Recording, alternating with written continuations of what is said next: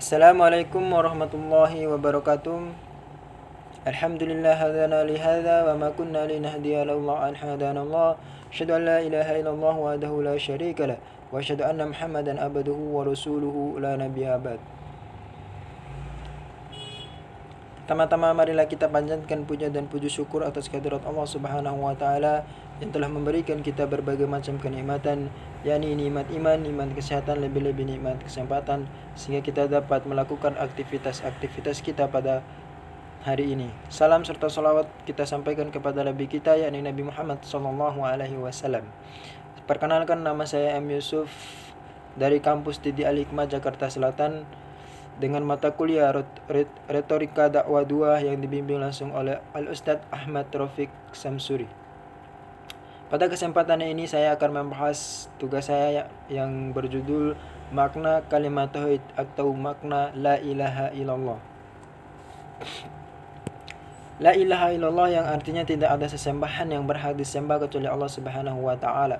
Kalimat tauhid ini telah dikemukakan dalam Al-Quran lebih dari 30 kali, termasuk dalam surat Al-Baqarah ayat 255. Kalimat tauhid yang agung, la ilaha illallah, yakni tiada Tuhan selain Allah, memiliki arti yang sangat dalam dan luas. Seorang hamba tidak mungkin akan dapat beramal yang dikehendaki olehnya kecuali setelah ia benar-benar memahami makna yang kandung di dalamnya sehingga ia beramal atas dasar kalimat tauhid ini dengan sadar. Allah Subhanahu wa taala berfirman dalam surat Al-Baqarah ayat 255 yang artinya A'udzu billahi minasyaitonir rajim. Bismillahirrahmanirrahim. Allahu la ilaha illa huwal hayyul qayyum, yang artinya Allah tidak ada Tuhan melainkan Dia yang hidup kekal lagi terus-menerus mengurus makhluknya. Kata la ilaha menurut bahasa yakni yang disembah, terambil dari kata yang bermakna yakni menyembah. Kata ilaha mengikuti pola kata fa'il yang bermakna yang disembah. Sedangkan ilaha menurut syarat yaitu Tuhan satu-satunya yang berhak disembah, sebab hanya Dia sajalah yang memiliki sifat-sifat ketuhanan sebagai sifat-sifat mutlak yang selaras dengan keagungan dan kebesarannya, yang tidak akan pernah dapat meraih oleh siapapun kecuali hanya oleh Dia sendiri. Dia Allah pencipta segala sesuatu, tidak ada Tuhan selain Dia, Maha Suci dan Maha Tinggi Dia dari apa yang mereka katakan dengan ketinggian yang sebesar-besarnya. Oleh karena itu, maka yang harus disembah itu tidak lain hanya Allah yang Maha Suci dan Maha Tinggi. Sementara itu, lafaz Allah adalah isim alam, kata benda khusus bagi zat Tuhan yang Maha Suci seperti yang telah diketahui, yakni isim alam mutlak yang paling definitif. Dialah Allah yang berhak, yang harus disembah, di mana segala bentuk ibadah dan pengabdian dalam sesuatu kondisi-kondisi bagaimanapun juga harus tetap hanya diperuntukkan baginya. Jadi makna la ilaha illallah adalah peniadaan seluruh yang disembah selain Allah Subhanahu wa taala dan merupakan penetapan bahwa penyembah itu hanya diperuntukkan kepada dan bagi Allah saja. La ilaha illallah adalah peniadaan seluruh yang disembah selain Allah Subhanahu wa taala, merupakan penataan bahwa penyembah itu hanya diperuntukkan kepada Allah Subhanahu wa taala. Keistimewaan kalimat tauhid atau keistimewaan kalimat la ilaha illallah. Kesempurnaan tauhid yang dimiliki seseorang akan membawa kepada jalan yang lurus, dan Allah Subhanahu wa taala menantiasa selalu melindungi dan menjamin keselamatan baik di dunia maupun di akhirat. Oleh karena sebab itu, kalimat tauhid memiliki keistimewaan yang sangat besar dan luar biasa. Allah Subhanahu wa taala akan senantiasa selalu melindungi dan menjamin keselamatannya baik di dunia maupun di akhirat. Ketika kita selalu bersama Allah dan mengikuti larangan menjauhi larangan dan mengikuti perintah-perintahnya, maka kita akan selalu bersama Allah, akan dilindungi oleh Allah Subhanahu wa taala di dunia maupun di akhirat.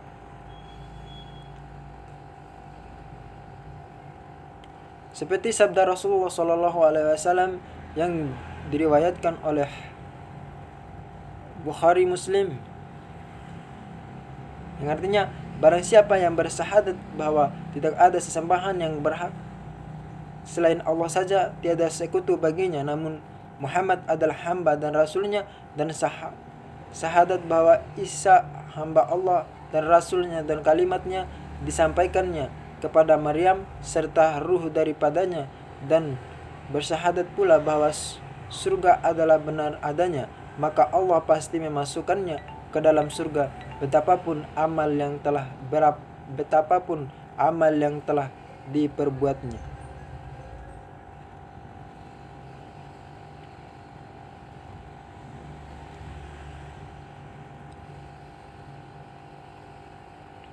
Banyak nas yang meriwayatkan dan menjelaskan keutamaan atau keistimewaan kalimat tauhid, di antaranya sebagai berikut.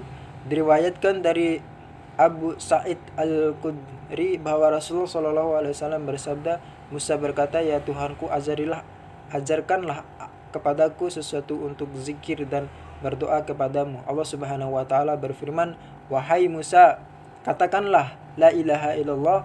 Musa berkata lagi, "Ya Tuhanku, semua hambaku mengucapkan ini." Allah pun berfirman, "Hai Musa, andai kata ketujuh langit dan penghuninya selain aku serta ketujuh bumi diletakkan pada daun tumbangan, sedangkan la ilaha illallah diletakkan pada daun timbangan lain, maka la ilaha illallah niscaya lebih berat timbangannya." Hadis riwayat Ibnu Hibban dan Al-Hakim dengan menyatakan bahwa hadis ini sahih. Allah Subhanahu wa taala berfirman dalam surat Al-An'am, Bismillahirrahmanirrahim. Alladzina amanu wa lam yalbisu aymanuhum bidzulmin ulaika lahumul amnu wa hum muhtadun. Yang artinya, orang-orang yang beriman dan tidak mencampur adukan iman mereka dengan kezaliman atau syirik, mereka itulah yang mendapat keamanan dan mereka itu orang-orang yang mendapat petunjuk. Ketika kita tidak mempersekutukan Allah Subhanahu wa taala, kita akan mendapat jaminan keamanan, jaminan keselamatan di dunia maupun di akhirat. Ketika kita mempersekutukan Allah Subhanahu wa taala, kita akan mendapat kita akan mendapat siksa dan azab yang sangat pedih. Syarat kalimat tauhid atau syarat makna la ilaha illallah. Yang pertama, syarat makna la ilaha illallah adalah mengetahui makna kalimat tauhid secara peniadaan maupun penetapan.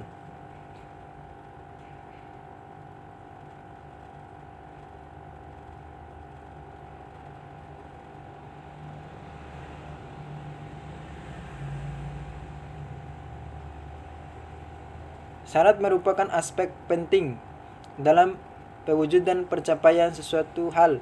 Dalam hal ini ada 7 syarat, yakni yang pertama mengetahui. Maksud adalah mengetahui makna kalimat tauhid la ilaha illallah secara peniadaan maupun penetapan sesuai dengan Quran surat Muhammad ayat 19. Yakin, maksud yang kedua adalah yakin, meyakini dan membenarkan kalimat tauhid. Maksudnya dalam hati, kita meyakini dalam hati dan membenarkan kalimat tauhid ini la ilaha illallah sesuai dengan dalam Quran Al-Hujurat ayat 5. Yang ketiga adalah ikhlas.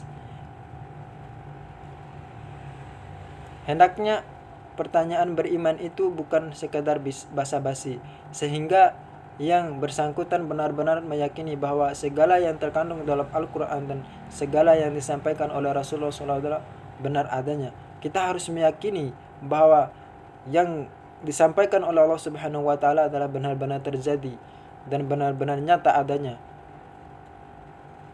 Sehingga kita tidak musyrik kepada Allah Subhanahu wa taala.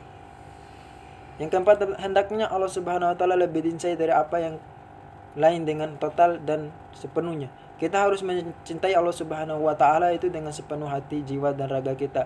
Secinta-cintanya kita kepada sesuatu maka kita harus lebih cinta kepada Allah Subhanahu wa taala.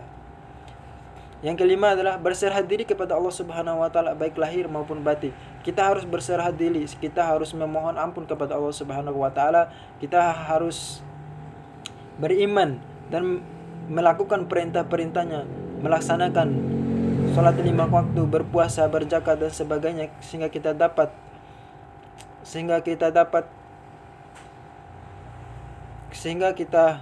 dapat pahala dari Allah Subhanahu wa taala dan dapat ganjaran di hari akhir nanti.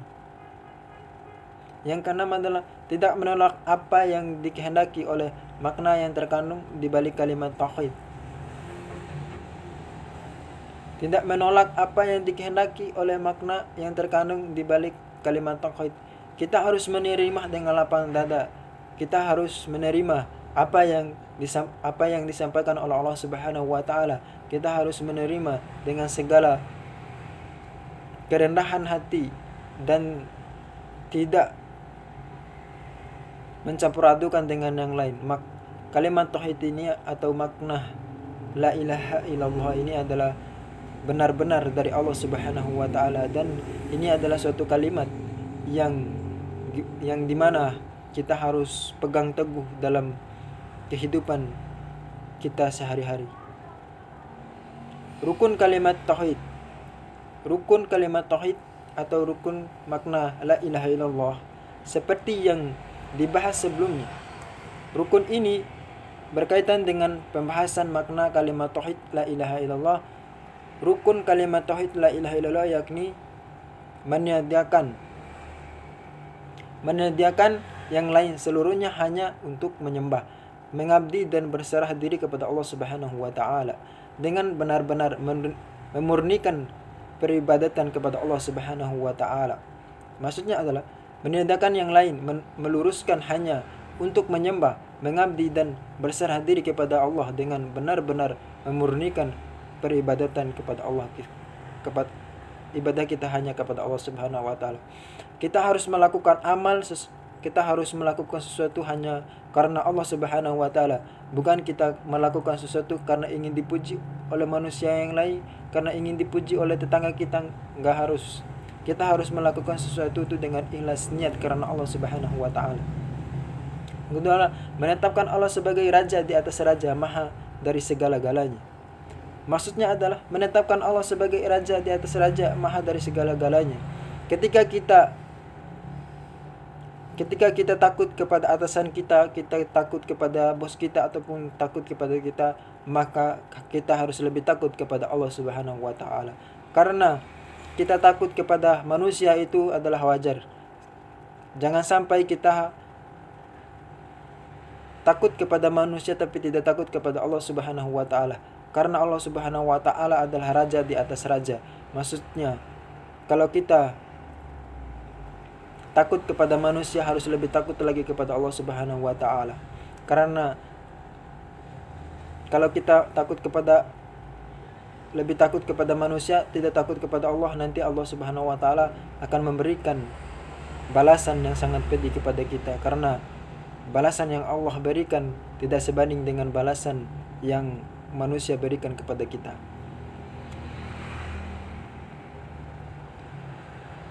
Jadi kesimpulan kalimat tauhid atau makni la ilaha illallah adalah yang mempunyai kedudukan paling penting dalam akidah seseorang kepada Allah Subhanahu wa taala, menjadikannya salah satu kunci mendapat kemenangan dari Allah Subhanahu wa taala.